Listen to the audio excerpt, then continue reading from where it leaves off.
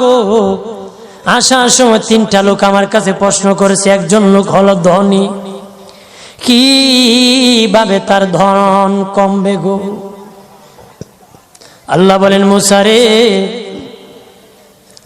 তারে জানিয়ে দাও যাকাত দেওয়া যেন বন্ধ করে দে, শুকরিয়া আদায় করা যেন বন্ধ করে দে, তাহলে আমি প্রভু আল্লাহ সুবহানাহু ওয়া তাআলা তার ধন কমায়া দিব। এরপরে মুসা নবী বলে, ও মালিক, আল্লাহ একজন মহিলা বলেছে তার গরিব মানুষ গরিবী হালত জানা যত ইনকাম করে, তার একটা ভাঙ্গা ঘর ভালো ঘর বানাইতে পারে না গো।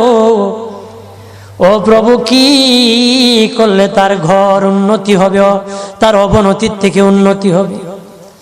আল্লাহ বলেন, মুসা রে, মহিলারে জানিয়ে দিও, তারে আমি যা দিয়েছি তার উপর যেন সে শুকরিয়া আদায় করে। মুসা নবী বলে, মালিক,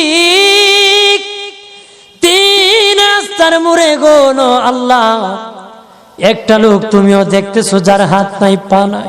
কয়, মুসা, যে লোক হাত পাও দেই নাই তারে আমি বানাইছি জাহান্নামের একটা ছিদ্রি আছে, এই ছিদ্রিটা ভরার জন্য।